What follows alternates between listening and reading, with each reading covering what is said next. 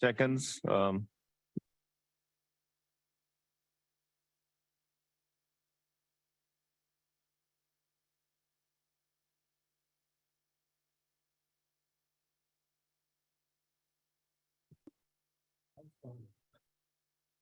Good morning and welcome to the February 17th Sandag Transportation Committee meeting.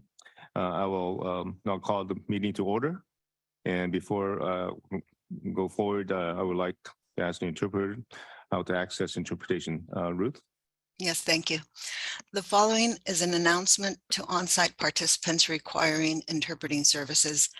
Si usted está presente en la sala de juntas de Sandag y necesita interpretación al español, por favor diríjase a la recepción del piso 8 y solicite un receptor. Simplemente sostenga el auricular del receptor junto a su oído y la interpretación comenzará automáticamente. If you're joining us today in the Sandag boardroom and need interpreting services, please check out a receiver from the receptionist on the 8th floor. Simply hold the receiver's earpiece to your ear and the interpreter will come on automatically.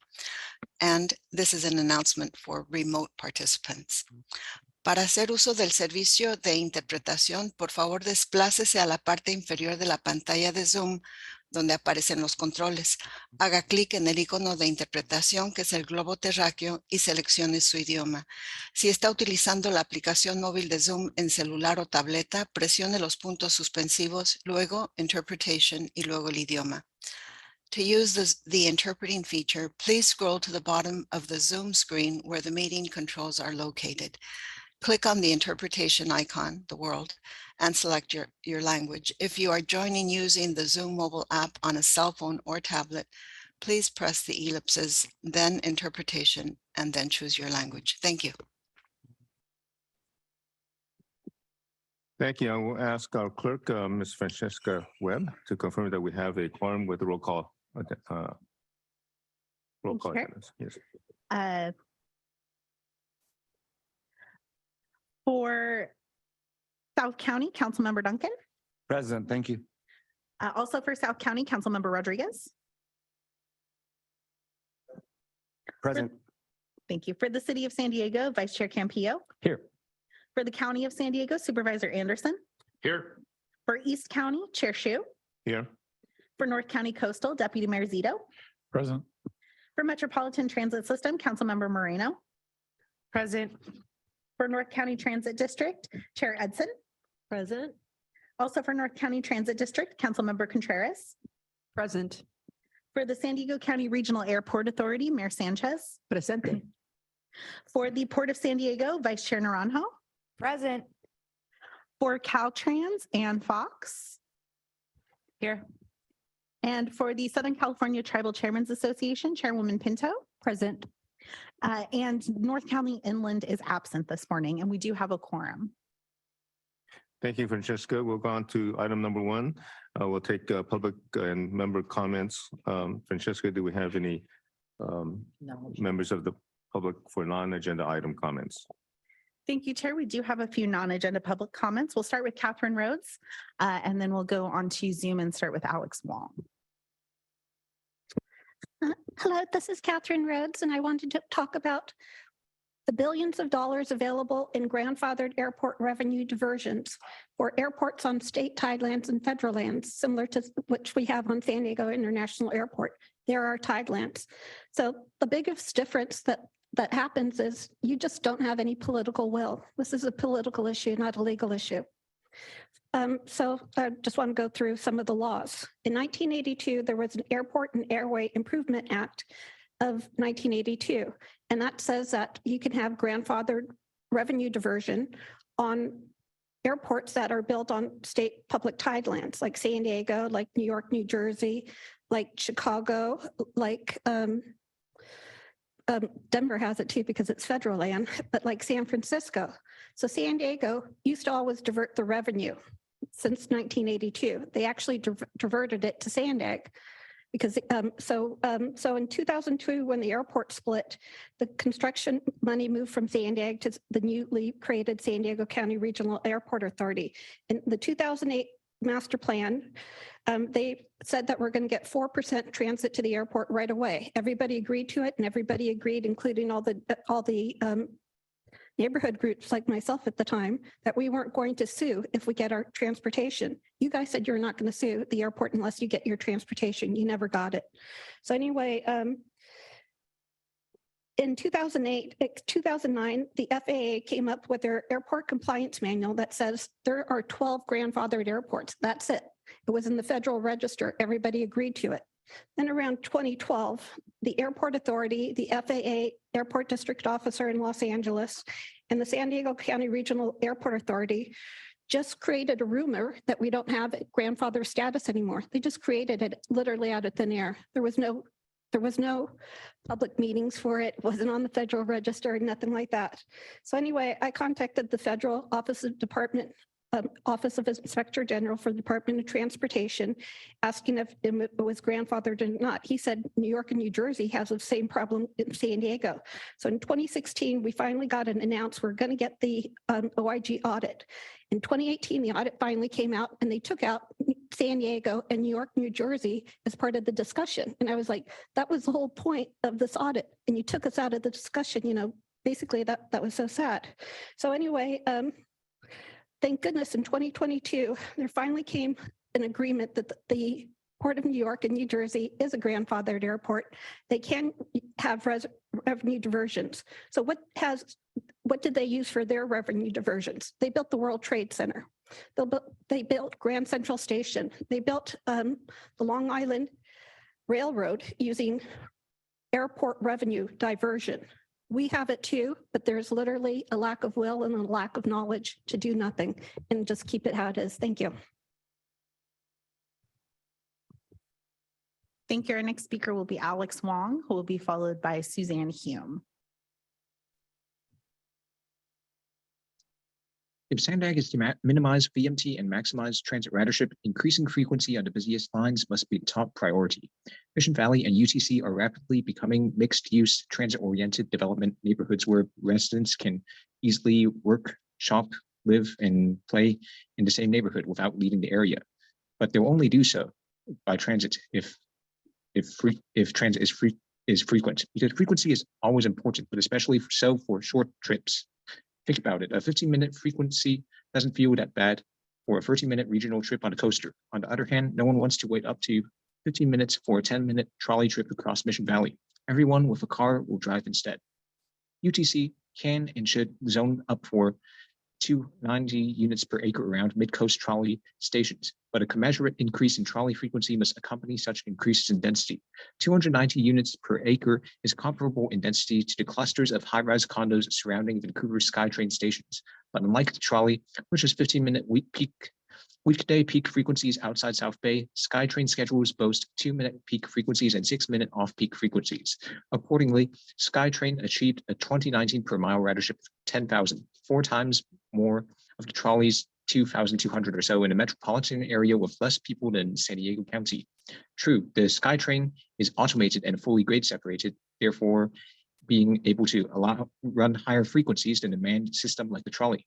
But even Calgary's C-Train light rail, which like the trolley features grades, crossings, and human drivers, provides 5-minute peak frequencies, triple that of the trolley. C-Train station environs are hardly any denser than areas outside trolley stations.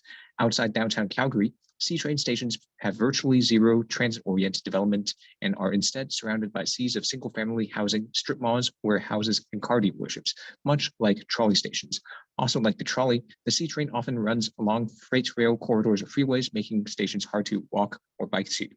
Nonetheless, the C-Train achieved a 2019 per mile ridership of over 8,000, more than triple that of the trolley. The key reason why is because the C-Train boasts 5-minute peak frequencies on the red and blue lines, each for a combined frequency of 2.5 minutes in downtown where the two lines converge, versus 15 minutes on the green and mid-coast trolleys. So does densifying areas near transit not matter? Of course not. Calgary would get even more ridership if it was as dense as Montreal or Toronto. But all else equal, high-frequency systems get far more ridership per mile than less frequent systems.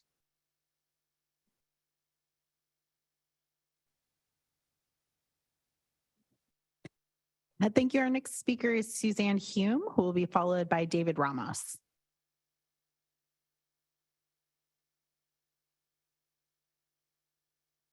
Suzanne, you're self-muted at the moment, so you can begin when you're ready. Thank you so much. Good morning, everyone. My name is Suzanne Hume. I'm the Educational Director and founder of Clean Earth for Kids. And I would just like to say thank you so much to Sandag for the numerous important actions that you have taken to support public transit, reduce greenhouse gases and air pollution. Thank you again for the youth opportunity passes, 5 big moves, and all that you are doing. CleanEarthForKids.org asks you to take immediate action to protect the children and families in San Diego. So as you know, lead permanently damages children's brains. And unfortunately, in San Diego County, we have 4 of the worst lead polluting airports in the United States. More information about this is on our website, Clean Earth for Kids, Team 5, Get the Lead Out. So San Diego County needs to stop the sale, use, and storage of leaded aviation fuel in all of the airports in San Diego County now.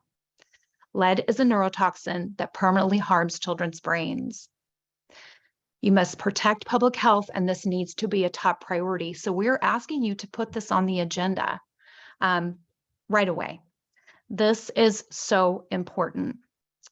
As you know, unleaded aviation fuel has been approved by the FAA and EPA, and there's no reason not to take this action. Lead in gasoline for cars was banned over 25 years ago. So about 70% of our airborne lead in the US comes from piston engine aircraft. And according to the WHO, CDC, American Academy of Pediatrics, and so many more, there is no safe level of lead. So lead permanently damages children's brains and nervous systems, lowers IQ, slows their growth, development, harms muscle coordination, speech, language, and causes behavioral problems. And these impacts are lifelong. We cannot have our kids living under a cloud of lead. This needs to be a first priority. Again, this is an absolute example of environmental justice. So you can ask yourself, who owns these small piston aircraft for the most part?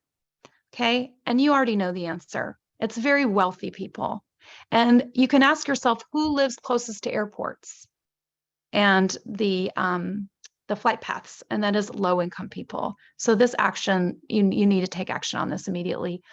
Also, please support AB 99 for integrated pest management to be able to stop toxic synthetic pesticides on our lands, right? That are harming our water, our wildlife, our children, and our people. So it's very important to support California AB 99. There are important things we can do today. Thank you from cleanearthforkids.org. Thank you. Our final speaker is David Ramos. David, you can go ahead when you're ready.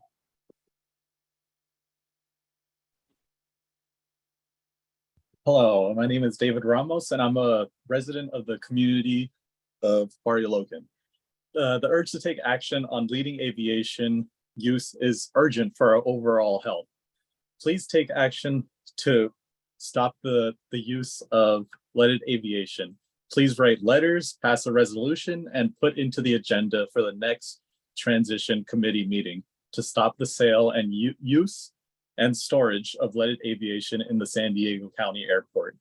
The use of lead is very unhealthy for the community and people like me, coming from a low-income community and a minority general community. 4 of the worst leading pollution airports are in the United States, and they need to stop the use of it to maintain regulations with other counties that have done the same. The County of Santa Clara has banned the use of leaded aviation. The city of Santa Monica as well, Santa Monica Airport has switched to unleaded aviation venues. Los Angeles Airport is going unleaded, and Long Beach as well. There's needs to be something done to help advocate for these communities and continue to reduce the amount of lead that's in our air. And I aim to also support the use of stopping toxic pesticides on public land.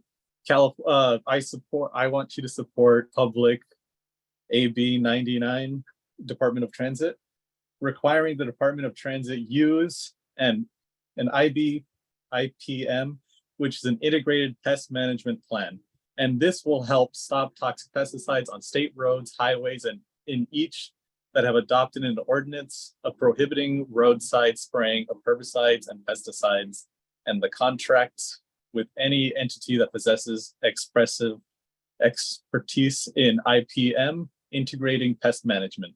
Pesticides harm not overall health, overall water supply, the food that we eat, and the roads that feed those people. There's many other ways to manage land and that are more man-made and less synthetic, or using synthetic pesticides. The overall impact that these changes can have are monumental, not just for my community, but for others that are dealing with the same issues. I hope that's something that can be done to help alleviate these issues, and something can be done to get more people to understand the damage that these things cause.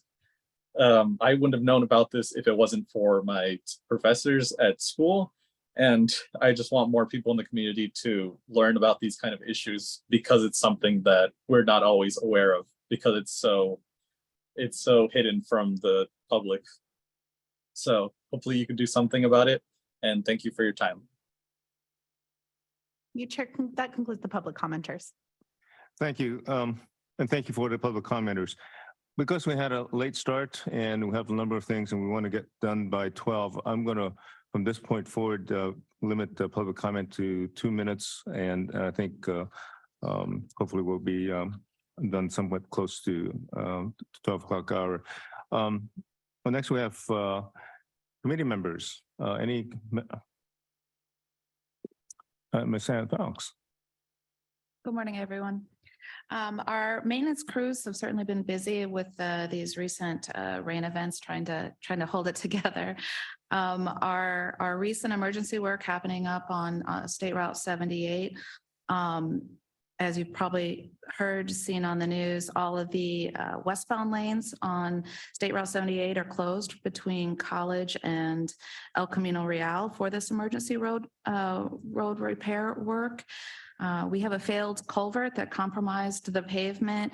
We started to first see signs of this a couple weeks ago, but certainly the rains earlier this week intensified and expedited the events.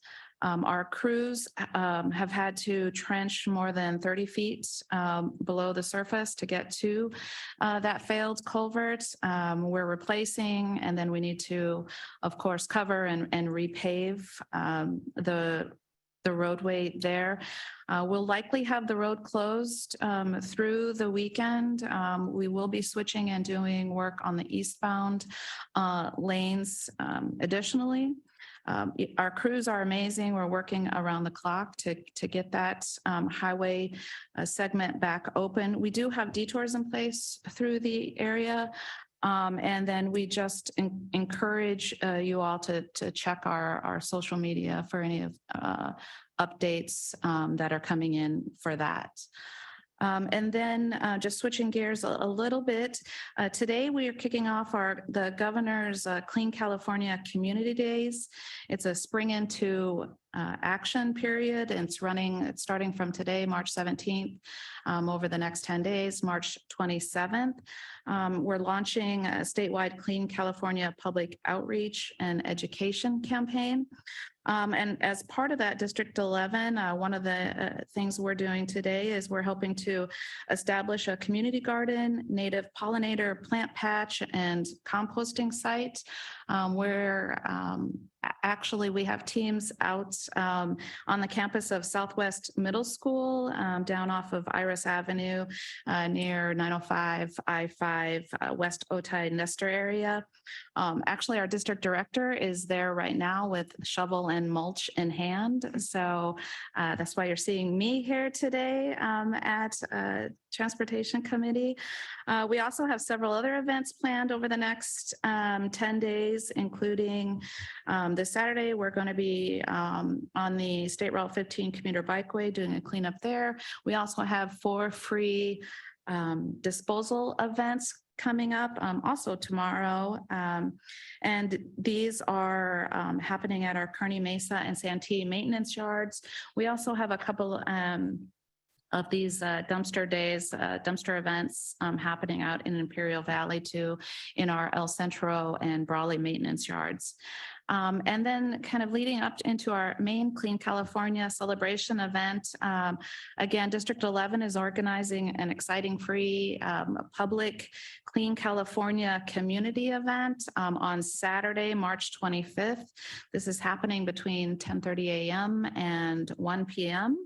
Caltrans is closing a portion of State Route 15 closing it to vehicles, opening it up for public. We'll be hosting a bike walk, Beautify San Diego event. And this is, like I mentioned, on State Route 15, it's running between 32nd Street and State Route 94. So while what we'll have is you'll see our maintenance crews performing routine scheduled maintenance on the southbound lanes, while the northbound lanes are open then for the community. You'll be able to, bring yourselves, friends, family to the event to bike, walk, participate in some fun cleanup events. We'll have games, activities, art shows, art projects happening also. Just reminding folks that if you are attending, parking is very limited. So certainly encouraging any attendees to take public transit. The Orange Blue Line trolley has stops nearby. And then again, please check our web pages, our social media for more info. And again, all invited. That's it. Thank you. Thank you. And any other public, member comments? If not, I'm going to make a quick comment with regards to the retreat that our staff wonderfully put on last week, particularly the portion about facts and fiction. I think that's something that we need to review and for all of us to incorporate in our thinking in terms of how to move forward with transportation. I also want to put in a plug for defining what transportation is so that we're all clear as we go forward in this committee. I don't know if we did that well. So simply put and taught to me was that transportation is the movement of people, goods, and services. People, goods, and services. It does not include bicycles. It does not include cars. It doesn't even include shoes, but these are modes of transportation. So I want to make sure we move forward with that thought in mind as we go forward this year. We're also going to be challenged by huge requirements from the state, huge challenges with regards to funding for future transportation. And with that in mind, I'm going to use my position as a chair to provide some information to all board members, and I hope you share that information. Committee members, as to some information about transit. Some of them will be academic papers. Some of them will be papers from CARB, the California Air Resources Board.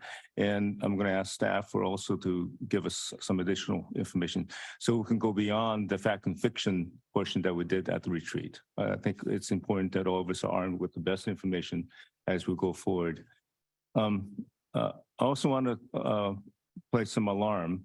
At the executive committee this morning, it was suggested that Sandag board move ahead by excluding certain tools for transportation in the next regional transportation plan. To me, that's a very threatening action that the board may take. If that should happen, it would strap our staff to develop the best transportation plan they can in the next 3 years. So I think we should take that and heed that as a real hindrance in terms of all the tools available to us as we go forward. So that's my quick comment. If there aren't any other comments, we're ready for a report from Colleen.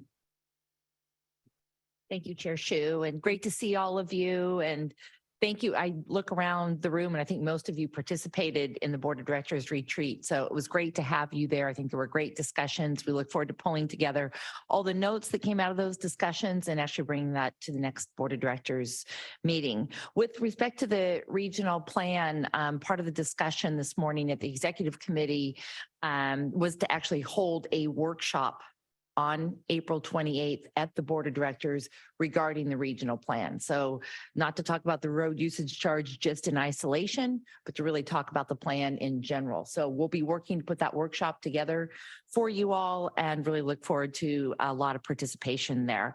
Meanwhile, we still are completing the work to take the road usage charge out of the current plan, so the plan that was adopted by the Board of Directors most recently, and we're working on that amendment process. But the discussion and the workshop will actually be on the 2025 plan. I think you all know that we do these plans every 4 years. So you adopt one, we're in the middle of amending one, and then we'll be working on a new one that would come before the board for approval in 2025. We're also continuing to work on the priority projects, lots of work underway on the Otay Mesa East port of entry.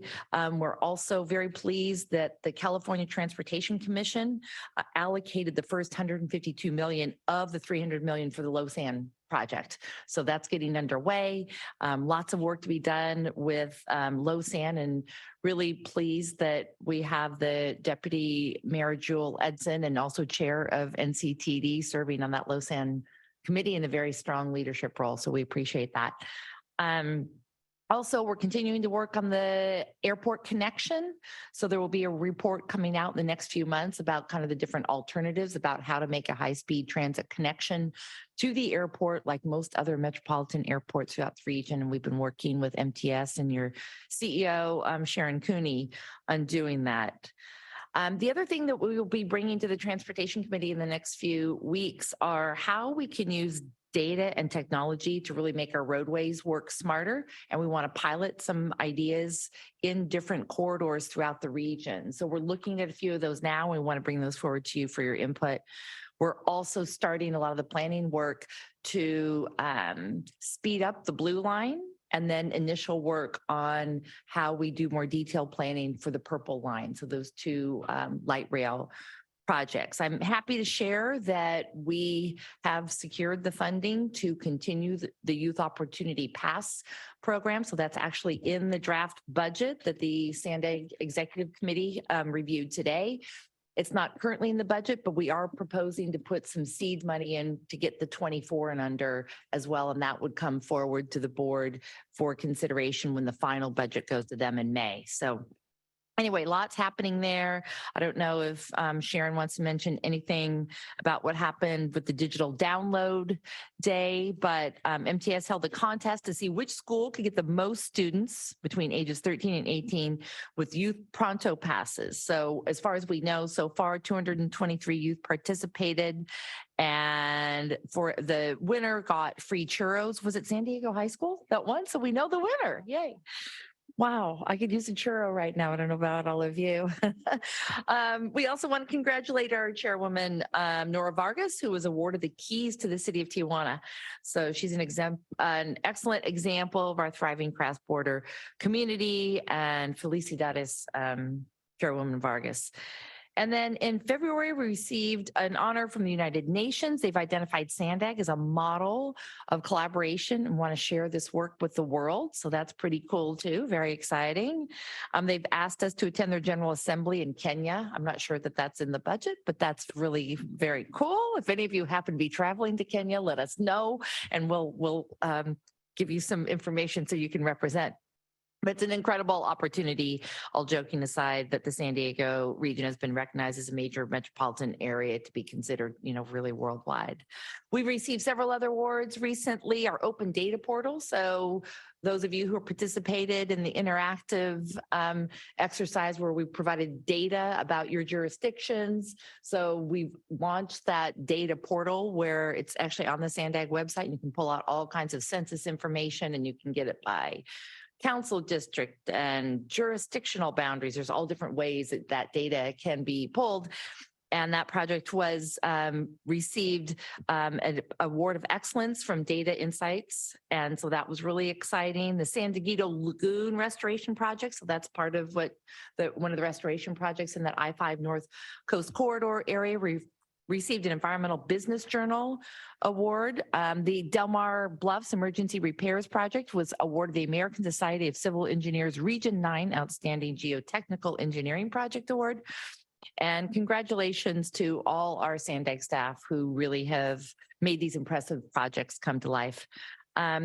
That really concludes most of what I wanted to say. The other item I wanted to bring up that was discussed at the Sandag Executive Committee meeting, so just before this, was the performance evaluation of the executive director.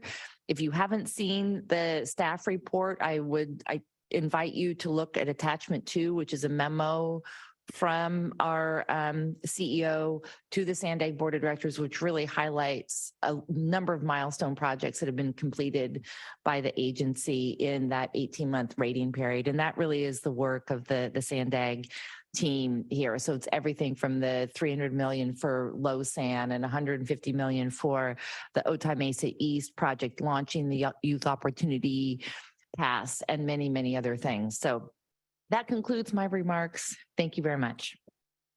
Thank you, Colleen. Francesca, do we have any public comments Thank you, Chair. We do not have any public comments. and any comments from community members on Colleen's report? I'm sorry, Ms. Contreras, Councilmember Contreras. Thank you so much. I just want to say that we have a huge issue at NCTD that we're trying to mitigate and create a plan to get more bus operators because they are really the backbone of our transportation system. And along with that too, mechanics and service workers. So I wanted to provide just a quick update on one of the initiatives that we're looking at. We're going to work on Sandag with Sandag.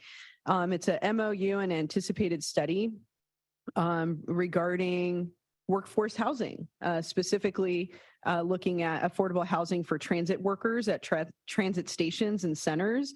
So I'm really, really happy that we're going to have this partnership with Sandag to take a look at how we can provide affordable housing for our bus operators, because even with the increase that they've had in their wages, they still need affordable housing. So I just wanted to bring that to the attention of this committee and say thank you to Sandag for that. Oh, Sharon, please go ahead. I know I'm not on the committee, but I did want to recognize that today is National Transit Operator Appreciation Day. And we are doing quite a bit to applaud the men and women who drive our buses and drive our trolleys. And so if you see any of our social media, please retweet or say, or whichever platform you prefer, but or if you are on a bus, please thank them. It's a tough job. Thank you. Anyone else I may have missed? Thank you all for your comments. Let's move on to the consent agenda. And unless there are any member comments or questions on the consent item, I could entertain a motion to approve the consent item. Moved by Supervisor Anderson, and I didn't see who. Okay, and seconded by Commissioner Naranjo. If there aren't any public comments, we can. She's a committee member? Is she sitting in? Do you need? Okay, we're good? Okay, so we're okay with the move by Supervisor Anderson and seconded by Naranjo? Okay, so I think we're ready to vote.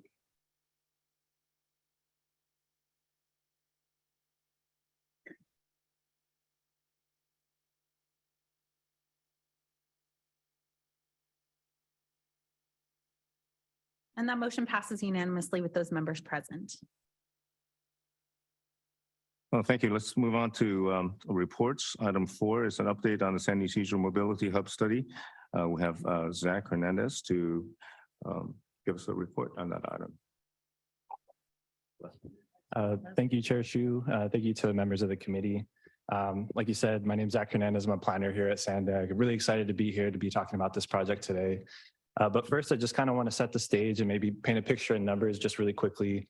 Don't worry, by now I know when I'm being too nerdy, so I'll make it quick. But the first number, 20 minutes south of this boardroom or 16 miles south of this boardroom, there's between 80 and 90,000 people crossing every single day northbound through the San Ysidro Port of Entry. That volume is nearly enough to fill every seat at Petco Park, Snapdragon Stadium, and Bay House Arena all at the same time. When you include the other ports of entry connecting San Diego County and Baja California, you get 130,000 people crossing every day. That's roughly in the order of magnitude of total attendance at Comic-Con, or our busiest convention. So think about that the last time you were at those places, how busy it felt, whether you were there checking out cosplayer in your own favorite cosplay, checking out Coldplay, Bad Bunny. I don't know who you like, that's not really the point. But you know how busy it felt, and you know how many people were around you. Those are thousands and thousands of your colleagues, family, friends, community members, business associates, making that trip through the border every single day through what is really a mega commute, not necessarily in terms of distance, but definitely in terms of time. And so that dynamic is playing out as we speak. And the first thing that comes to mind for someone like me is not just how do we make it easier, how do we make it better, but how do we leverage that? And for me, the 2021 regional plan, the 5 big moves, they really put us in a good position to tackle that. And it's a great place to start. I'm not just saying that because I work here, but the regional plan really does put out a transformative vision for how we're going to bring our transportation system to the future, brings together the best of transportation planning, the best of technology, land use integration, et cetera, strategic investments to change how we get around our urban fabric. And sorry, this is a new remote for me. I'm not sure how to, oh, thank you. So mobility hubs are really what the regional plan envisions, tying all those different pieces together at really critical connection points around the region. These strategies are really multifaceted, and the border is no different. But there, uniquely, we have the opportunity to not just better connect the community of San Ysidro, regional travelers, but a significant cross-border population that really fuels our binational economy, our quality of life, and the culture that we're known for here in the region. So when you look at where people are making connections today, it doesn't take long to notice that our ports of entry are already facilitating substantial levels of travel. For decades, San Ysidro has been at the center of that conversation, given that it's the major workhorse in our region, facilitating the movement of people. So this project is really centered and grounded in that reality. But like I mentioned, 80 to 90,000 every single day just through San Ysidro, to get to school, to get to work, to be with family, to run their businesses, everything in between. This is home for them. About 20,000 of them are crossing northbound on foot as pedestrians, and they're all landing and greeted by a transit center and plaza space that has been roughly in the same configuration and state for the last 20 years or more. We know we can do better, but when it comes to our approach for advancing our long-term aspirations and vision for what we can do at San Ysidro, we have our sights set on the future for sure, but we're also acknowledging the fact that thousands who are experiencing this site every single day are doing so despite a long list of challenges impacting it.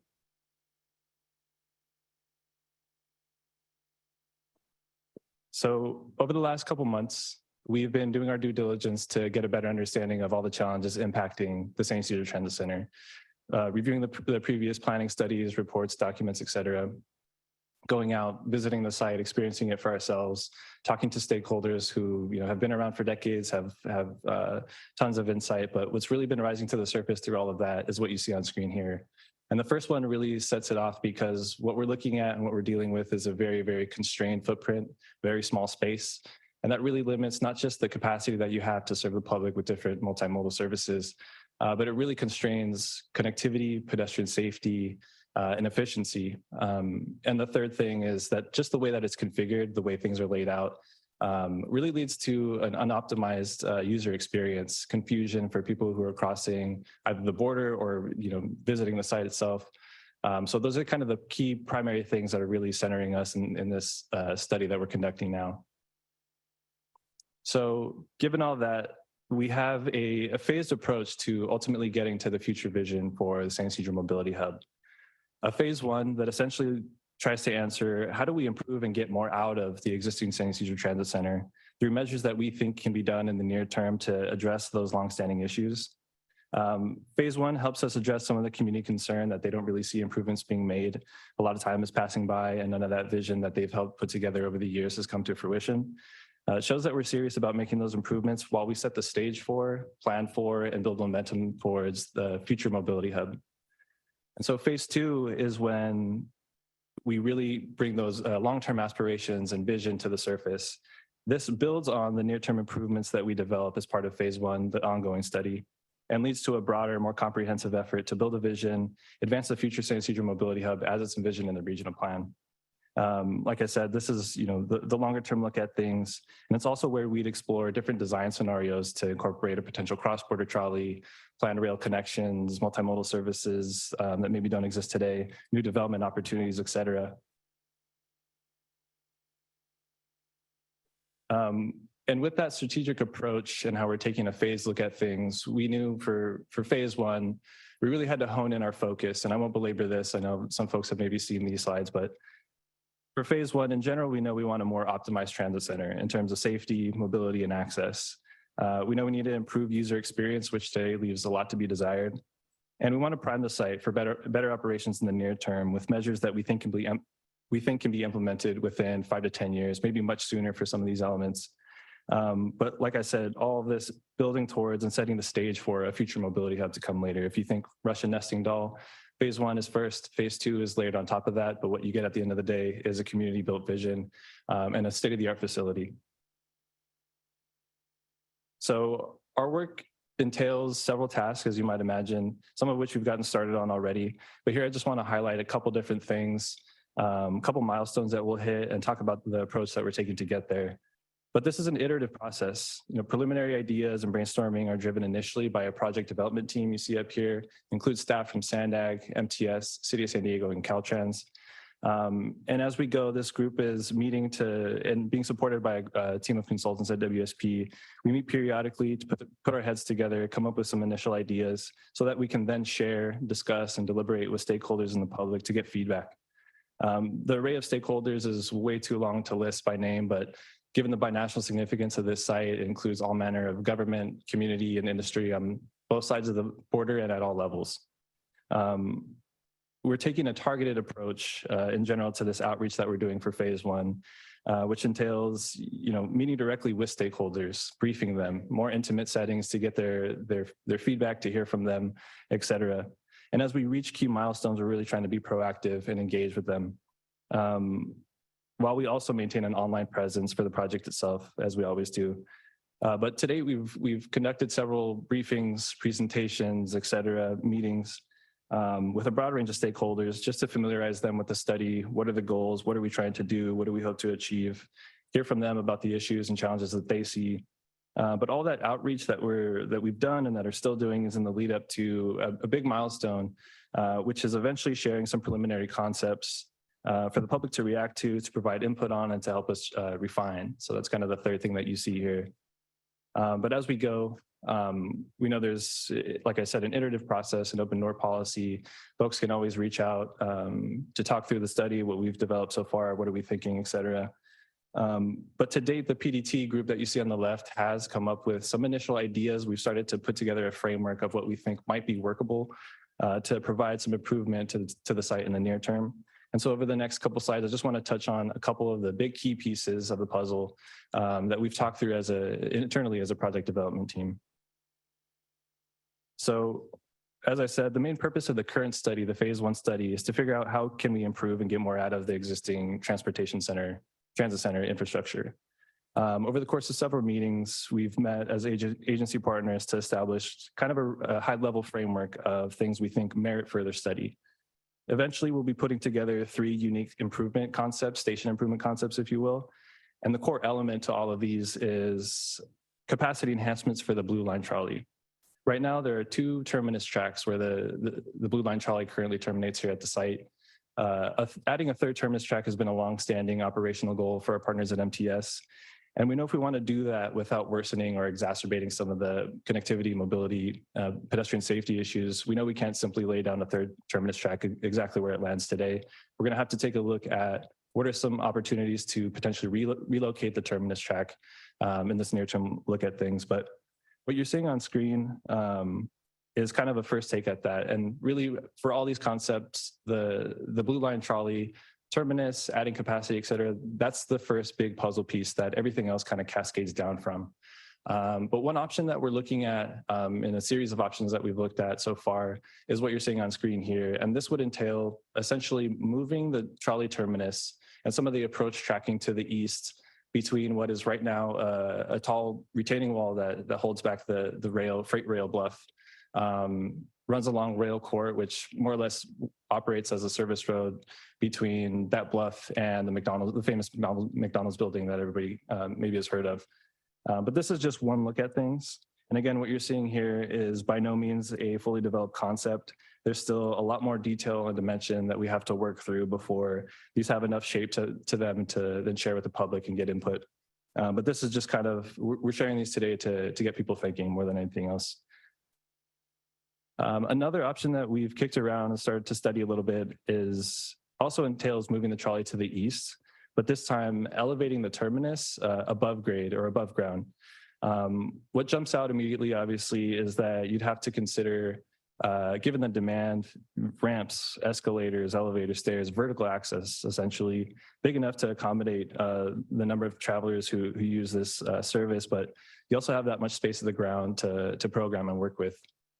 That is another look at things. And this third one is kind of interesting. This is essentially using the existing alignment and terminus, but this time elevating the terminus above grade or roughly above currently where it lands. This is an interesting option considering that you're mostly working within the public right-of-way. But there are some engineering difficulties, et cetera. And I'm not going to go too far into any unique aspects of any of these. And I'm not going to ramble on about those because at this point in time, we don't have the level of detail or dimension to really hash out how these might feel or function on a real tangible level. And we'll get there, and we'll definitely be including the public and groups exactly like this in that process. But for now, just try to share these to kind of speak to the fact that the team has been trying to tackle some of these big pieces and understand what's possible. We're going to be developing, obviously, and structuring some criteria to help us gauge the pros and cons, strengths and weaknesses of all these concepts. But right now, again, just trying to let you all know that we're working through some options. So with the trolley component as kind of the big first element or big puzzle piece, the next big question that we're trying to tackle is how do we program in pedestrian connections, bus connections, vehicle connections that are all critical to the site? Given the very limited space, the high demand and all the modes connecting here, some really tough technical questions come up really fast. Maximizing use of space is top of mind and is really critical here. But one configuration that we think looks kind of promising so far is what you're seeing on screen. Essentially, this would entail a broadening of the bus loop or banjo or guitar, whatever you find yourself calling this bus connection. But this would accommodate the necessary MTS bus space, commercial bus space, and federal vehicle access that all needs to find a place. But this is essentially another look at the second biggest puzzle piece of this story, which is the bus connections, the layout of this multimodal transit center. And just like the trolley options that we saw in the last couple of slides, we have had engineers take a high level look at this just to make sure that it fits standard, would operate correctly, et cetera. And so as we go, we're doing that kind of like high level brainstorming, checking in with the engineer to just double check that these things actually make sense if they were to be implemented on the ground. Another, I'm sorry, is back the red button on the, thank you. Another big element that we're looking forward to tackling pretty soon is different options for how to reconfigure that short jog of San Ysidro Boulevard that basically spills into this bus loop, guitar, banjo, whatever you want to call it. That'll be a really critical piece because right now that is a really tough bottleneck for operations at the site, but more to come on that. In fact, you can tell just by the level of detail that I'm sharing now, this is a very complicated puzzle. And I would say right now we're still at a high level, but yet all of these, very technical things are coming up fast. We're still brainstorming, but wanted to just share a couple of different pieces of what we're working through, kind of all in the lead up to the moment in time where these concepts have some shape to them. We can share them, package them, and get feedback and input from the public.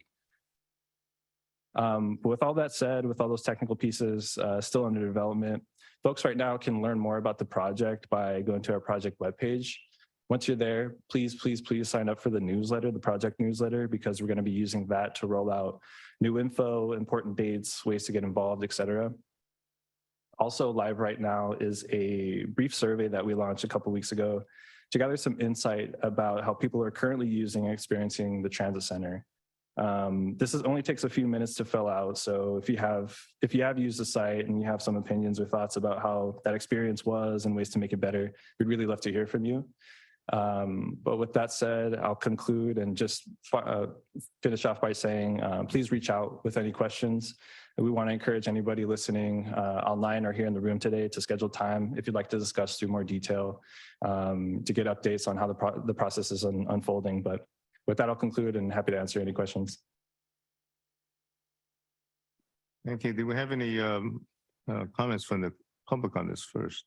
Thank you, Chair. We have no public comments. Any, Councilman Moreno? Thank you. And thank you for the presentation.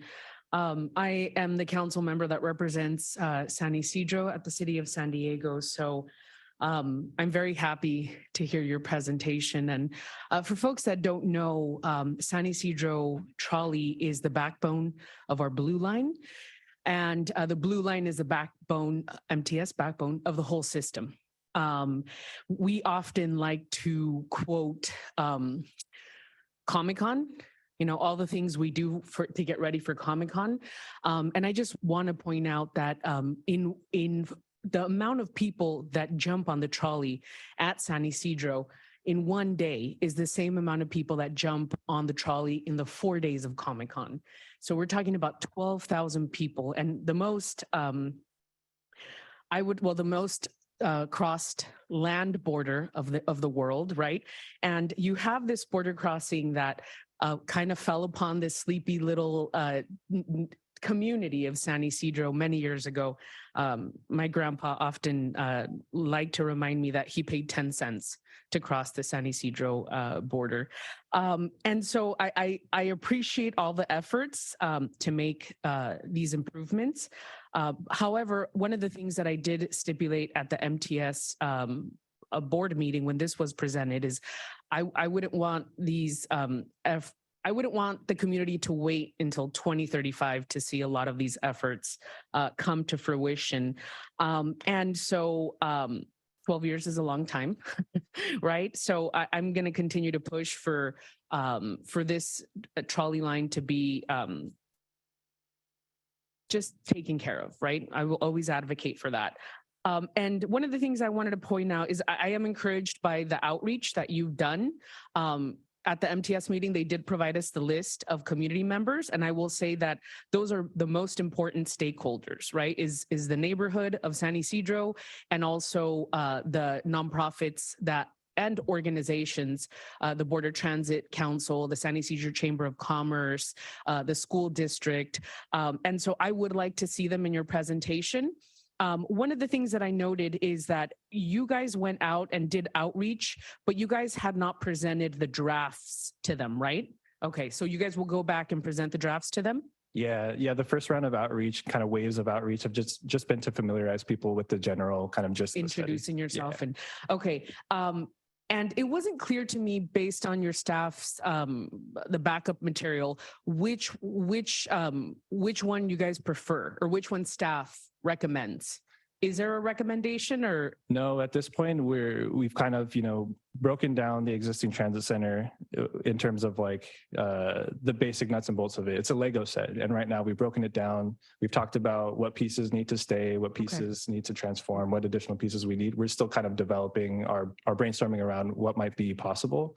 Gotcha. So right now they're all on the same playing field, even footing. So a more structured kind of assessment of the pros and cons, strengths and weaknesses will be developed, but we have to kind of define the concepts first in order to do that. Wonderful. So you guys will be going back to these stakeholders. And I think there was a list of like 14 organizations. That was a fantastic list, by the way. The other thing that I want to mention, so you guys will be going back and we are happy to participate and help you guys out with any of that outreach. SANDAG did a phenomenal job in Otay Mesa too, and continues to do a phenomenal job with Otay Mesa too. But that job was monumental, right? You guys had everybody on board, from the council member in Otay Mesa to folks in DC that, you know, most of us will never be able to get a meeting with. Everybody knew about Otay Mesa too, and I think that's why it was so successful. So I would encourage you or Sandag as a whole to reach out to the elected officials in this area. To name a few: Assemblymember Alvarez, Senator Padilla, Congressman Juan Vargas, Councilmember Vivian Moreno, to get us. I mean, I don't think I received a formal briefing from you guys, so I would humbly request for Sandag to be bringing in the elected officials, because this is not. What we have in San Isidro is not a city of San Diego issue. It's not a Sandag issue. It's not an MTS issue. It's a state issue. It's a federal issue. It's an international issue. And we need the state and federal money. So we absolutely need buy-in from our elected officials so that they know what's going on. Cost. Which brings me, and I do want to point out that the seed money for this project was provided by MTS. So thank you very much to MTS for the seed money. What are we looking? So we have money for phase 1 and 2. So right now we have some resources identified for the planning work that's necessary to understand what phase 1 and phase 2 look like. Right now, the ongoing study is focused on phase 1. We haven't kicked off the phase 2 study quite yet, but we do have resources to conduct that planning work to a degree. Phase 1, the planning study is completely taken care of thanks to the local MTS funds that are made available. Wonderful. We have to kind of flesh out the concepts and understand what might be a preferred concept to understand what are the costs associated with that. So more of those details are to come. Wonderful. So just a plug, we have a fantastic CTC commit. They're all fantastic, but we have a really fantastic one in Clarissa Falcon. She's worked in the district. We potentially could get some environmental justice funding. We've done it at the city of San Diego for Palm Avenue revitalization, and I believe for Imperial Avenue. Also a little plug in, I hear earmarks are back for the federal government. So this is definitely something that we want to tap into, Congressman Juan Vargas, which once again makes it important for them to know the project so that it's fresh in their mind. And I think that's it, but thank you for the present. Oh, this other thing that I wanted to point out. I know that there's another project, a binational trolley that is being proposed. I want to make sure that this project is a standalone project and that we continue, because this is the station, right? This is the hub, if you will. So I want to make sure that this is the standalone project, whether we do it in phases, however we decide to do it, it stays. I am very curious to see how the other project moves forward, but thank you for the presentation. Thank you for all the tremendous outreach you guys did in the community. I commend you for that. Oftentimes as government entities or quasi-government entities, we want the community to come to us, but in reality, we need to be going to the community, right? And for a community like San Isidro, you really, you really have to be going in and, you know, pulling people out and making sure that the users, which are the backbone of our line, is taken care of, and we hear from them and all that good stuff. We get business from business, right? From existing business. So, but I commend you on the outreach. Thank you for the presentation, and I look forward to meeting you soon. Thank you. Let me see if there are any other comments from any of the committee members. Vice Mayor Edson.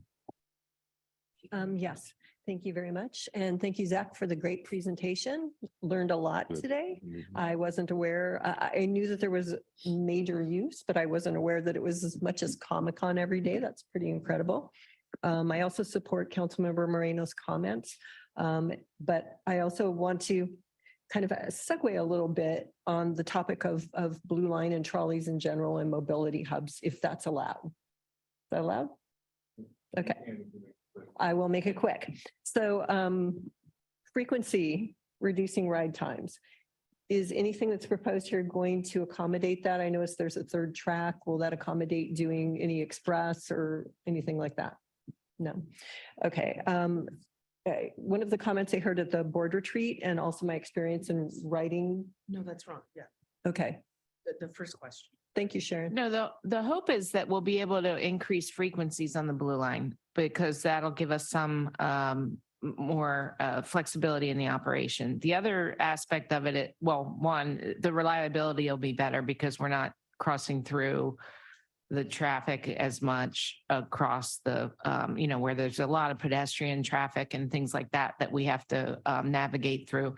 But it will also allow us to potentially put trains down there overnight, which means we could start earlier in the morning and end later at night because we have a window where the freight is operating on the same line and we can't operate our trains at the same time. So we literally have to drive them from our yard down after the freight ends. So this will give us more flexibility in that regard. That's great. I've lived in places with a lot of transit. And one thing that I think is really helpful, and I heard comments at the board retreat as I was mentioning, and I rode the Blue Line from jury duty home just to do it about a week ago. And it's slow. So I agree with the comments I heard at the board retreat of people who say live at the other end in Santee or live down at San Ysidro. It's very slow. So is there any way that we can look at a future of doing some express trolleys so that there are maybe a third track at some different stations where there some kind of bypass is allowed? Because I think that makes a huge difference. When I lived in New York, I'd jump on the express so I could get to work 5 or 10 minutes faster.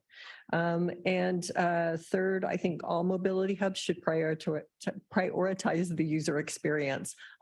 Most of them are kind of deserts. And if you want people to really ride transit and have it be attractive to them, there's got to be a coffee shop or a newsstand or, something like that going on, some activity in life. So those are just my comments. Thank you.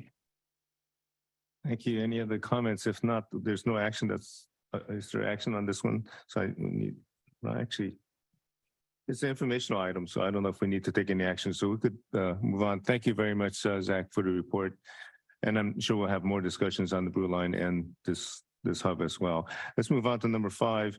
And but before we move on, so we know we're not going to press everything into one real even shorter time.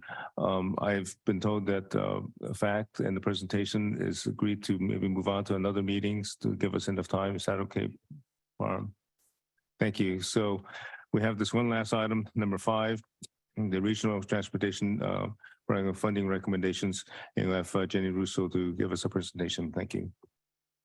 Good morning, Transportation Committee members. I'm pleased to be here to present the results of the Regional Active Transportation Program, also known as the ATP. Before I begin, I want to let you know, since the report was posted last week, one of the recipients that was on the funding line for partial funding, which was the City of National City, they declined their partial funding award. So it caused a change in the results and where the funding recommendations are shown that are on attachment 3. So the score and the rank of all the projects does not change. What this resulted in is that the next project below theirs is recommended for the partial funding that project would have received. So it continues to trickle down on that list. And this partial funding process is described in the discussion memo, which is attachment 1, if you're looking for some more details on that. So with that, let me get us started. Green. Thank you. So some background, the ATP is a discretionary grant program. It's offered by the California Transportation Commission, or the CTC, as we all know them. The CTC sets forth the requirements and the process of how this funding is distributed. So SANDAG acts as the CTC in that role of dispersing the funds and conducting the competitive selection process. It funds projects, obviously, that are for active transportation. It also has a strong emphasis on safety, reducing GHG and VMT, and providing that disadvantaged communities are well represented in the program. So this round, there was $1.7 billion with a B in state and federal funding that was available in the 2023 ATP. This is an unprecedented amount of funding for this program and probably for any grant program that's out there, because this program is very, very oversubscribed. So this was an enhancement that we received from the legislature, showing how important this program is. The funding is distributed through 3 different competitive processes, as you can see on this slide. The ones that are relative to our region are the ones that are shown in blue and green, so the statewide and the regional. So the statewide piece distributes half of that funding, so this $853 million that you're seeing on here. Any project that is not funded through the statewide competition then recompetes again in that regional pot, the green one that you're seeing. And then for our regions like ours that are larger in size, the MPO, so SANDAG of each of those regions, is responsible for conducting that competitive selection process. And we're collectively distributing that 40% that you see here. That amount that each region gets is determined by their population. So for us, our region received almost $62 million in funding for this cycle. So first, I want to give you a quick overview of what happened on the statewide competition, just so you're kind of aware of how that flows. So every cycle of the ATP takes about 2 years to complete. This is a timeline showing you sort of all the major steps in the process. The main takeaways here is the process started last March when the funding estimate was released in the statewide call for projects. Applications were due in June. Then in August was when this huge influx of additional funding was provided. So an additional $1 billion was added into the program, which gave the CTC the option to continue funding a lot further in the recommendations. So they go through the same evaluation process similar to that we do. The staff recommendations came out last October, and then in December was when the CTC adopted those final recommendations. So results from statewide are shown here on this slide. There were 4 projects from our region that were recommended to receive funding. It's about $30.8 million, or about 3.6% of that statewide piece. Overall, just as some background, there were 434 applications submitted across the state. That's a huge number. And 25 of those were submitted from our region. So just to kind of give you some context. So any project, again, that's not funded through that statewide component then comes to the region and recompetes again. So let me jump into the regional piece. So there were 21 projects. If you do the math, we started with 25, 4 got funded. So there were 21 then that are eligible for funding in our regional component. Talking about timeline on this one. So backing up to last May was when the board of directors approved the process and the evaluation criteria that was used for this cycle. The CTC approved and adopted those recommendations back in June. And then our call for projects opened in July. So we have a supplemental. So anyone that does not apply for statewide can also apply specifically for the regional. Those applications were due in October, and we received an additional 14 applications that brought our total number of applicants to 35. Our evaluation and ranking process started in November, went through, the earlier part of March. And then here I am today to discuss the funding recommendations with you, and they will also be brought forth to the board next week. From there, the next step is they get forwarded on to the CTC, and they will be considering the adoption of all of the MPO regional funding recommendations at their meeting in June. A couple things just to kind of highlight for those of you that aren't as very familiar with the program. There are results because projects compete both in the statewide and the regional. There are different results. So some applications may score better on the statewide side versus on the regional or differently. The reason for that is because we have a different set of evaluation committee members, and we also have a different set of evaluation criteria. So it's basically a brand new competition, but you have a single application that you get to start with. So it's good news for applicants, so they don't have to do this twice. On this slide, I wanted to show you the differences in the criteria. I think this is really helpful just to kind of demonstrate what the priorities are. The ones that are shown in this sort of pink font are the ones that are different. So on the statewide side, they really only have these 2 other criteria that are different from ours. The main takeaway here is that our region prioritizes projects that are cost effective, that are ready for construction, and that are going to meet the highest demand of that particular community. So we run this demand analysis, which is GIS information to help provide additional information for the applicants. So talking about our panel, I get lots of questions about this. So we're required by the CTC to have a multidisciplinary advisory group, and they must have these specific characters of expertise. So it has to be biking and pedestrian transportation, safe routes to school, and projects that benefit disadvantaged communities. All of our evaluators or potential evaluators that come in, they are screened for conflict of interest. So they have no association with any of our applicants or any of our projects. Other regions use MPO staff that do this process. For SANDAG, we don't do that. There's no SANDAG staff that participate either because we are also an eligible applicant. So these are entirely volunteers composed of folks across the region from pretty much all walks of life, as long as they're meeting these criteria that are shown up here. And then last piece of it that maybe helps for folks is that once we go through this process, our scores and our ranks are all reviewed by our data science team here at the agency to be sure that we're following what the process was that we outlined and that there wasn't any score or error that was going on in the process. So on this slide, we're showing what the recommended projects are. They're the little dots that are represented in green. These are the same ones that are shown on the attachment 3. Consistent with all of our other programs, we recommend funding in projects down the order of rank until that funding is exhausted. So 13 of those total 35 projects are recommended to receive funding, and there are 2 that are recommended to receive partial funding. And 92% of this funding is going to disadvantaged communities, which way oversubscribes the CTC required minimum of 25%. So next steps, pending the board action next week, staff would submit that list of ranked projects and recommendations to the CTC. And as I mentioned earlier, they're going to consider all the MPO results at their meeting in June.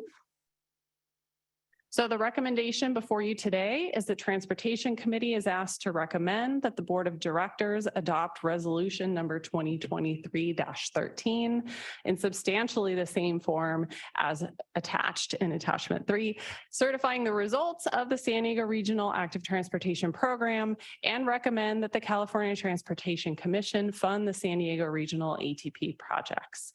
And this concludes my report. I'll turn it over to the chair, and I'd be happy to answer any questions. Thank you, Jenny. We have 4 public comments. We have several commenters here as well as some community members. So I'm going to go to 1 minute public comment because we're already 1 minute to 12, and we have a few members that need to leave soon. So I'm going to ask everyone to move along quickly and get this item. And it's really needed for us to move this project forward so that it goes before the SANDAG board next when it's scheduled to do so. So public commenters. Thank you, Chair. First, we'll start with Katie Melendez, and then we'll go to Rebecca Benici.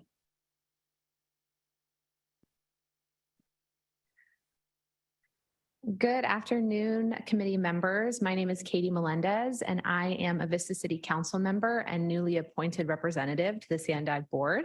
I look forward to working with you next week at our board meeting. I urge you to fund the Emerald Corridor Improvement Project. We did not meet criteria, but one of the major aspects missing from your criteria is public participation. As a taxpayer-funded agency, it is essential to include public participation in your criteria. And there are many other ways we can improve the criteria to be more inclusive and place-based. I also will recommend that you increase funding to active transportation. Currently, there's only 5% of funding allocated to active transportation, and we need more to address these safety and walkability issues. The Emerald Corridor Improvement Project will advocate for safe routes to schools, increase safety and walkability in the neighborhoods, including for some students in the city of Oceanside as well as Vista. This is a regional issue, and I ask for your support. Thank you. Thank you. Next, we will go to Rebecca Medici, who will be followed by Michelle Sire. Hi, I'm Rebecca Medici. I'm a resident 26 years in Vista and Oceanside, and I'm also here to speak in favor of adding the Emerald Corridor to the projects that are funded. It's a very dangerous area, the way it's set up right now. It's close to 4 schools. There have been a fatality accident and a T-boned ambulance there fairly recently. It's also a shovel-ready project. And also North County has not gotten active transportation funds. This is a perfect project because it's shovel-ready. It will increase the safety. And in fact, it affects the entire North County area because it's right off of the 78, where we've already noted there's a problem. But it is, like I said, it does, I think, satisfy many of the qualifications, making biking and walking. It's also a disadvantaged community. Thank you. Thank you. Our next speaker will be Michelle Sire, followed by Gloria Conejo. Hello, committee. Thank you for this time to speak. My name is Michelle Sear, and I live in Oceanside, right by the 78 corridor at Vista and College Boulevard, Vista Way. I'm advocating for a reevaluation of the funding, and I'm speaking in support of the Emerald Corridor Improvement Project. I'm an avid biker, and it will have some bike lanes included, which will really help me. Sometimes I bike to the store, and it's so dangerous to bike down Vista and College and through Vista, but I do it at risk. Having the circles, what do you call it, will reduce traffic congestion and congestion getting on and off the 78. It will enhance safety for bicyclists, for pedestrians. There have been pedestrians killed, ambulance crashes, the traffic circles, that's the word I want. And the circles will reduce idling, which will reduce emissions to help reduce greenhouse gases. People won't need their cars or use them as much. We will bike more and walk more, and I know I will. Thank you so much. Thank you. Our next speaker will be Gloria Conejo, and then we'll move on to Zoom and start with Kurt Hayter. Hello, my name is Gloria Rosario Conejo from Escondido, and I'm here to speak on behalf of the Emerald Corridor in Vista. I may not live in Vista, but I do a lot of the work in Vista and North County just in general. I would ask this committee to please include active transportation funding for the Emerald Corridor. This area needs a lot of work. It's very unsafe. I also ask that when it's time to allocate funding, that more of it be placed towards active transportations in even more of our North County cities like mine and Escondido, and just the North Inland. We need a lot of work. I want higher access to active transportation, and I know it would radically make a huge impact for low-income families and working families. This is a public safety issue for my community, and I'm really hoping that y'all take my words into account today. Thank you. Thank you. Our next speaker will be Kurt Hayter, who will be followed by Macarena Davis.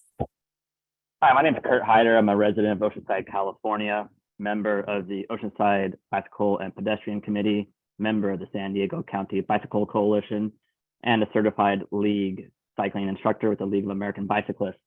The Emerald Corridor is not friendly nor inviting to use as a pedestrian, cyclist, or transit user. As an avid walker and bicyclist in the North Emerald neighborhood, I have considerable experience traveling this corridor. Even with the feedback speed limit signs near Timothy and Jonathan on Emerald, I often see motorists traveling over 45 miles per hour in a posted 35 mile per hour zone. Attempting to enter Emerald Drive via automobile from residential streets is difficult and dangerous considering these speeds. I have seen accidents into people's front yards on Emerald. In order for students that live in Oceanside that attend Grapevine Elementary and Vista to arrive to school, they must cross Emerald. There are no crosswalks in a safe distance within a half mile. Increases the use of automobiles to drive to school. Bob Williamson Park is on the other side of Emerald. And I prepared 3 minutes, but my time is up. Vision. Our next speaker is Macarena Davis, who will be followed by Vicki Henry. Right. Good morning. My name is Macarena Davis, and I'm the Family and Community Engagement Specialist at Belamente Montessori Academy, a free public charter school in Vista. I would like to speak to you today about the importance of the City of Vista receiving this funding for the Emerald Corridor project. I drive Emerald every day to work. I live in Oceanside. I represent our diverse school community, which is a 65% free and reduced lunch eligible. assist families as they drop off and pick up the students every day. Do you know that at 8:30 in the morning, June of 21, while families were driving, riding their bikes and walking to school, a horrible wreck occurred and tragically someone lost their life? That was a multi-vehicle accident that easily could have also tragically taken the life of one of our students. This is not just a neighborhood street. This is the main thoroughfare, the commuter street, like a freeway. Cars are literally flipped because of the excessive speeds. Our office is always, officers of Sheriff Department always checking our cameras. Please take in consideration. Thank you for your consideration again. Thanks. Our next speaker will be Vicki Henry, who will be followed by the person with the phone number ending in 085. Hello, can you hear me? You can. Okay, great. So I'm a resident of Vista and a mother of 2 young children, both of whom attend school in the Emerald Drive area. So I'm driving there at least twice a day, every day during the week. And the schools are all communicating together to try to make traffic flow work better for us, but it's just so apparent that we need more attention and more investment in this area. As you're moving from the hospital part of West Vista Way, there's lots of lights, the streets are wider, and as you head in towards Cedar, the road narrows, the road crumbles underneath your car, and parents are they have to wait forever to turn left on or off of this main school road, and it backs up, it blocks driveways, access points, and people just get really frustrated and it's not safe. And we really hope you reconsider including the funding for this project. Vista parents and residents would appreciate it. Thank you. Our next speaker will be Nicole Burgess, who will be followed by Suzanne Hume.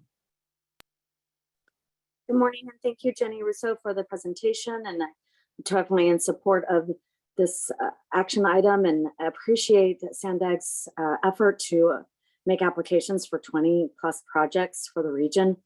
Active transportation, as you've heard, is amazing, and Safe Routes to Schools is extremely valuable for the health and wellness of our future and our youth.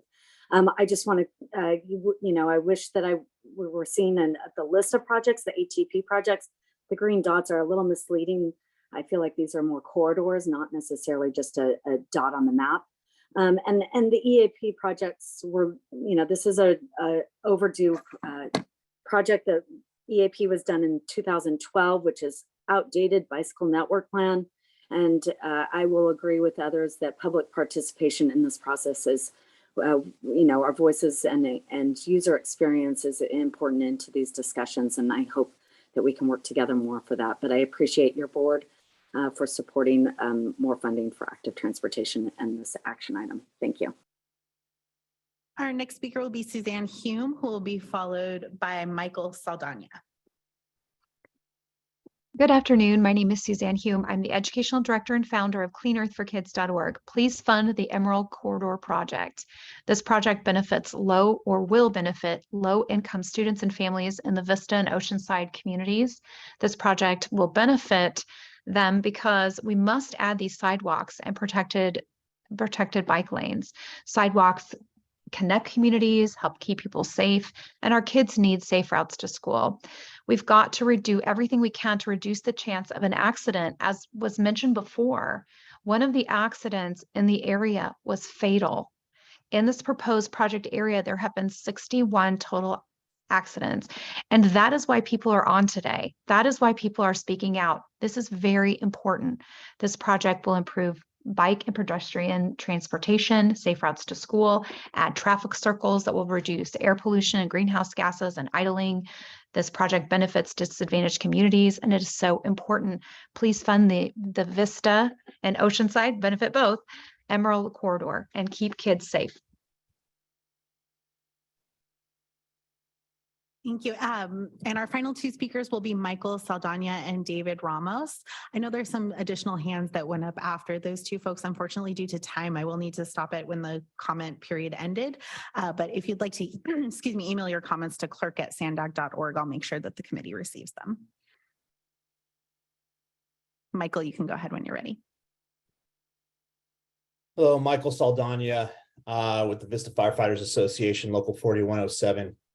The Vista Firefighters Association urges this committee to reallocate regional funding to the Emerald Corridor Improvement Project in Vista. This will make our neighborhoods safer and healthier by reducing vehicle speeds, adding sidewalks and bike lanes, and managing congestion. Sandag staff's refusal to recommend funding for the Emerald Corridor is not only a detriment to public safety, but continues to put our members at risk as they respond to and through these intersections for emergencies daily. Let's see. The Vista firefighters urge the Transportation Committee to approve the listed recommendations and support the funding for the Emerald Corridor Improvement Project, because Vista absolutely needs safe routes for children to multiple schools in the area, reduced vehicle speed for safer streets, sidewalks and completed sidewalks for pedestrians, safer intersection management, and safe mobility options for our residents. Thank you. Our final speaker is David Ramos. David, you can go ahead. Hi, my name is David Ramos, and I'm advocating for the same issue, being able to approve funding for the Emerald Drive project in Vista. The safety regulations that have been in place have been drastically affecting the community, and something has to be done to help make it safer for children and residents to be able to walk safely in the community. Cars are speeding down the streets and the community needs more connection. So having the chance to be able to walk in these destinations will be important for overall health and safety concerns. The Emerald Corridor needs sidewalks and safe routes to schools, and funding it also helps protect bike lanes. The overall incidents that have occurred have been over 61 accidents, and one of them has been fatal. The roads need to be safe, and Vista expanded curbs of the Vista side of Emerald Drive between Date Street and Olivia Avenue. Thank you for your time. Thank you, Chair. That concludes the public commenters. I want to thank all the commenters that spoke, and I also want to let the public know that of the 33 comments that were submitted to Sandag, I read all 33 comments. So thank you for your comments. For committee commenters, Vice Chair Campillo, you have. Thank you, Chair. Appreciate this very much. Appreciate the members of the public for calling in and advocating for the Emerald Drive Complete Street project. It was ranked below the very last project, so it doesn't qualify simply because it seems like the regulations require every project to be as fully funded as possible until you get to the final one that essentially gets partial funding. I just want to be, this same exact topic came up a couple of weeks ago here, and I just wanted to check with council to confirm that the answer is the same. And I know that Councilmember Duncan and I were talking a lot about how the rankings work and how we can reallocate, but essentially because we put in place a set of plans that the Sandag board did, and then every project was submitted based on those procedures and plans, and then these rankings came forward, we are in essence not really able to reallocate the money to other projects that did not get awarded. Is that correct? That's correct. If we tried to do that, we'd open ourselves up to litigation, correct? Well, it certainly would put our ability to receive any funds and distribute the funds in peril. There you go. Okay. It was my understanding that if the Transportation Committee or the Board of Directors reshifted the money from different projects to others, in essence, it would be sort of violating the rules that we put in place, which the applicants that did not receive funding could take issue with through whatever remedy process they want, right? Correct. Okay. The appeals process. That's right. So as much as I would love to see every project get something out of this, and as much as the public has asked for a lot or not a lot, asked for an amount to help out the Emerald Drive, we ran into this problem with a similar situation just a couple of weeks ago, and that's very frustrating. I know Councilmember Duncan and I have asked to see that at least the ranking process be adjusted. Without diving into the ranking issue again, which I know that Sandag staff has been very open to re-evaluating, given that the quantitative rank does not align very well with the quantitative placement of them. I know that at least for two of the projects that the city of San Diego put in, we were cut down by about three ranks and 3 spots and 2 spots for different projects. I know we're going to get that looked at and ultimately come to hopefully a more equitable process there. I do want to just confirm with Sandag staff, I see the San Diego project for Southeastern SD Safe Routes and Mid-City Communities Comprehensive ATP, that the City of San Diego staff declined funding for those so that it could go to other projects for our city, like the Accessibility Safety Plan and San Diego Cyclos DS pilot? Yes. Okay. Can I ask, I noticed the point over here that says in the attachment, page 3 of attachment 1, that says the ATP guidelines limit the amount of funding could be awarded to no more than $1.238 million. That's right? Correct. 2% of the overall pot can go Okay. to planning projects. A lot of these projects are well over that amount. So I'm kind of curious, does that apply to a particular type of project? Is that because the city of San Diego's were non-infrastructure plans as opposed to infrastructure, large, medium, small? How does that work? Yes, it's the designation. So there's a column on the report that says the type of project. That's what delineates it. So most of the city projects were in that planning category. So they kind of had to choose, where do you want this 2% of that funding to go to, since they were the only ones that had planned projects. Did that cap only apply to non-infrastructure plans? 'Cause- Correct. That's okay. why Sequels DS is able to be funded, because it's not considered a plan. Understood. Okay. I appreciate the details on that. With that, and knowing that my staff has talked with the Sandag staff about the rankings predicament, I call it the non-intuitive predicament that comes from the rankings. I'm happy to move staff recommendation, Chair.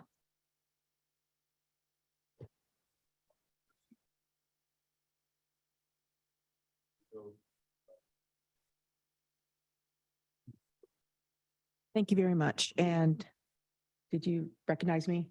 Yes. Thank you. I'll be happy. Go ahead and make, well, it was seconded by Duncan, but Mayor Sanchez, you have the floor. Thank you very much. And I am asking for equitable considerations here. When you look at the map and you see that there were no projects in North County that were recommended for funding, and to say that Oceanside was recommended for funding, but it was partial funding. Oceanside, City of Oceanside was asking for, I believe it was 12 million, and were recommended for 4 million,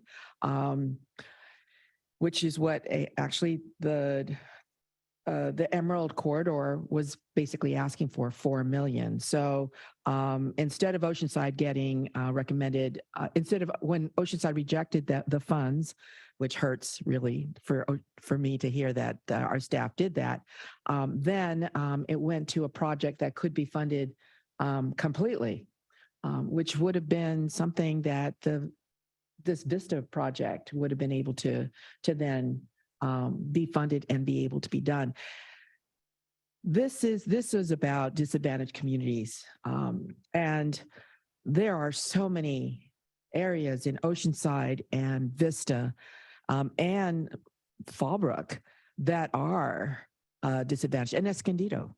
And yet somehow these areas are not doing well on testing. I feel like, this is the minority thing, right? You don't test well, but you do other things better. I think that there needs to be more technical assistance provided. I think that we need to start maybe doing some kind of more allowances to, because we're leaving North County behind.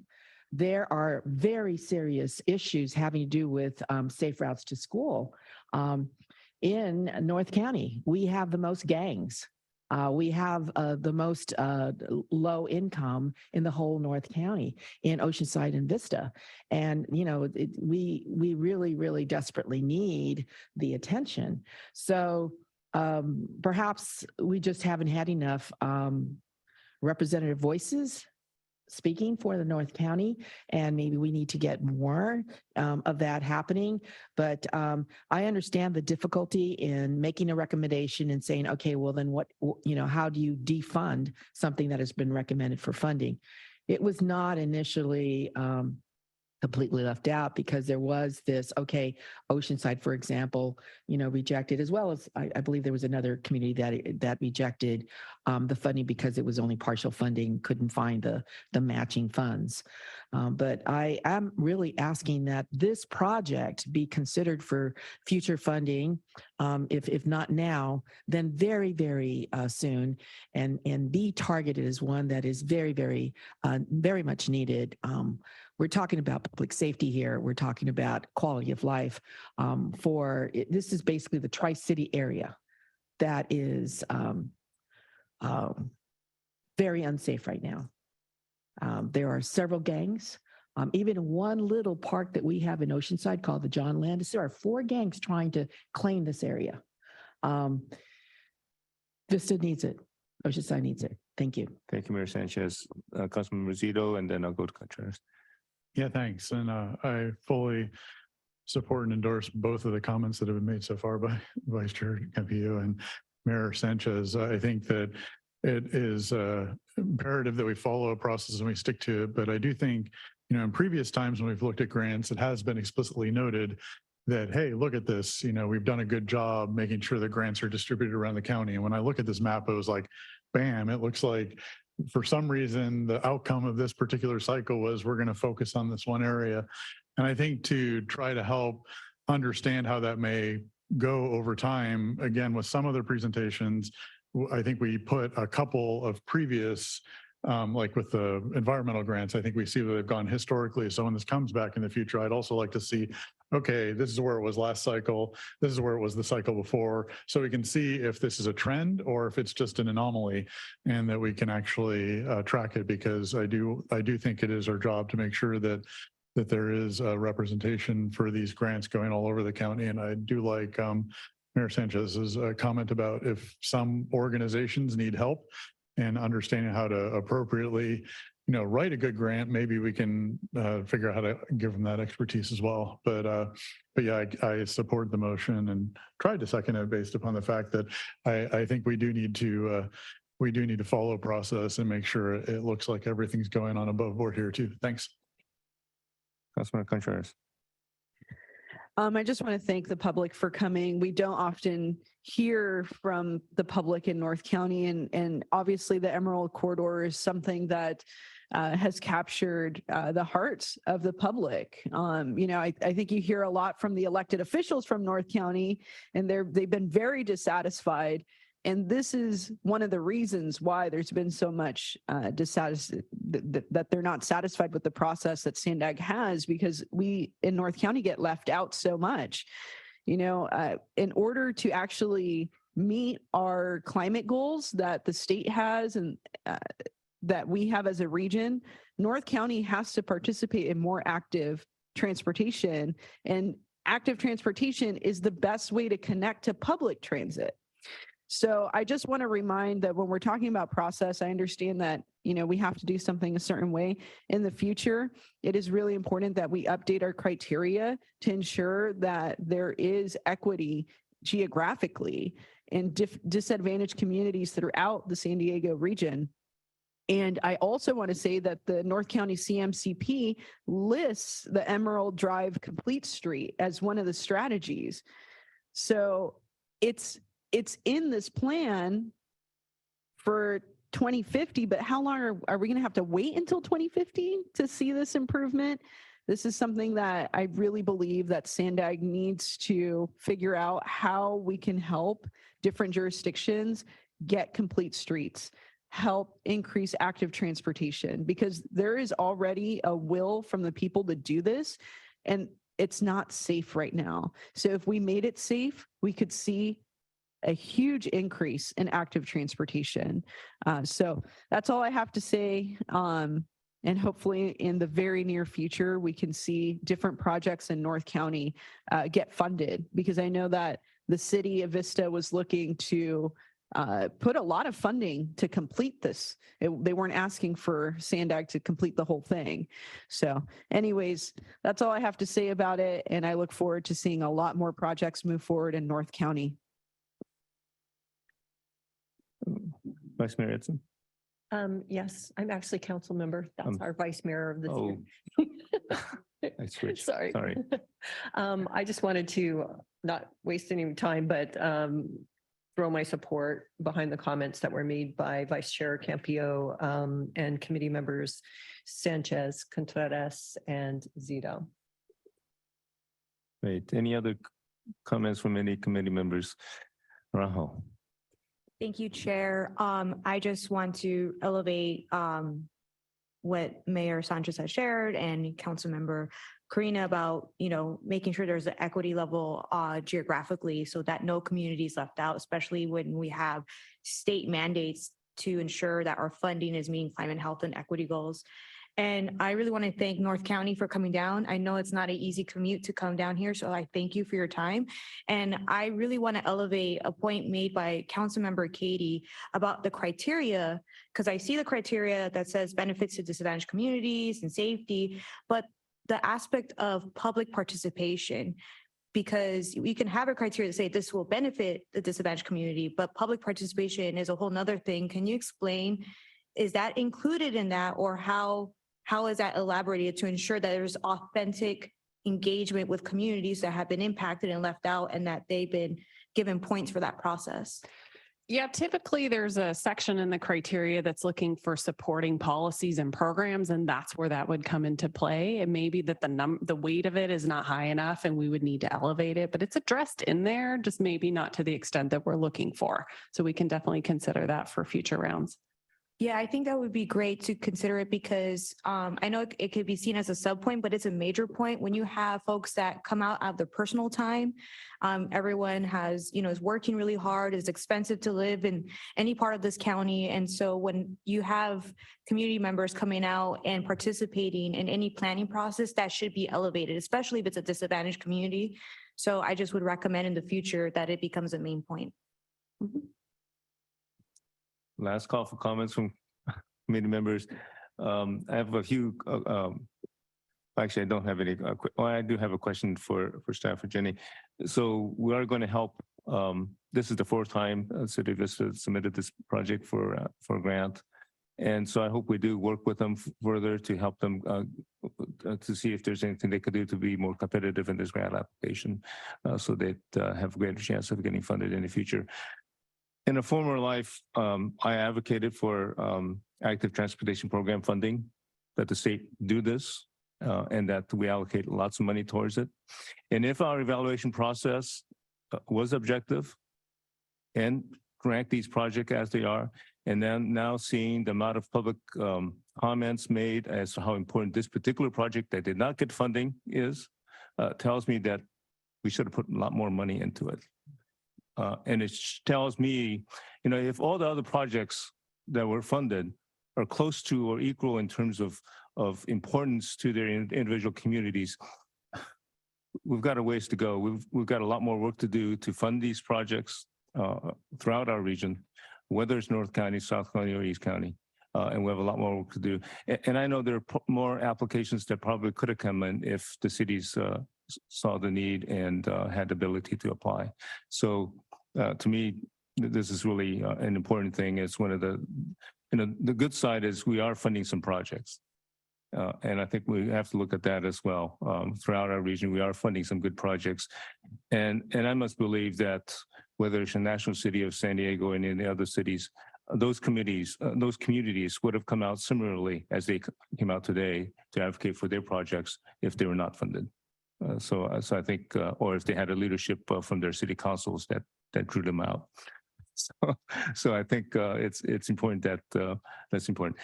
Jose, go ahead. Thank you, Chair Shu. I just want to maybe reiterate, I think, what most folks have stated and really the need to work with the City of Vista and to assure this project meets the criteria and has the best possible chances of moving forward. I certainly appreciate the public comments and as many individuals and from different walks of life coming out in support of this. So I really want to make sure that this project gets funded in the future. Thank you. Oh. If somebody who's applying for the grant reached out to Sandag and asked for help, is there help available? I mean, I get that people are saying we should proactively go out, but is there anything prohibiting them from simply asking for help? Not at all. In fact, we do outreach to them. The state also offers help. So they have the Active Transportation Resource Center that's funded by this program, and they can provide assistance to applicants and tell them what's helped in the prior cycle. So there's definitely there, and we do help anyone that's looking for it. I'll certainly reach out to the folks at Vista and see what I can do to help them. With that, I think we can call for the vote. The motion was to recommend this item as staff has presented it. It was moved by Campillo and seconded by Councilmember Duncan.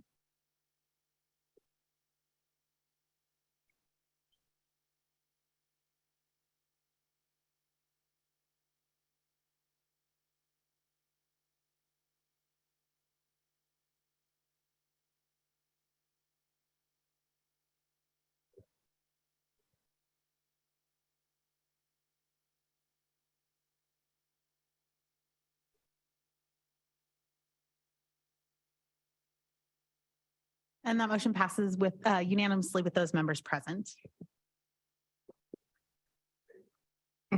And thank you all. Item 6 is going to be moved to another date because we're over 30 minutes over. I want to thank FACT for coming out and being prepared to bring conversation. Sorry we can't take you today. Thank you for agreeing to move on to another meeting. We will happily bring you back, and hopefully we'll have the time. We'll give you first up next time on the agenda. Thank you for your attention today. Our next meeting, which is the first part of April, is actually canceled. So our next meeting will be April 21st at 9 o'clock. And with that, we are adjourned.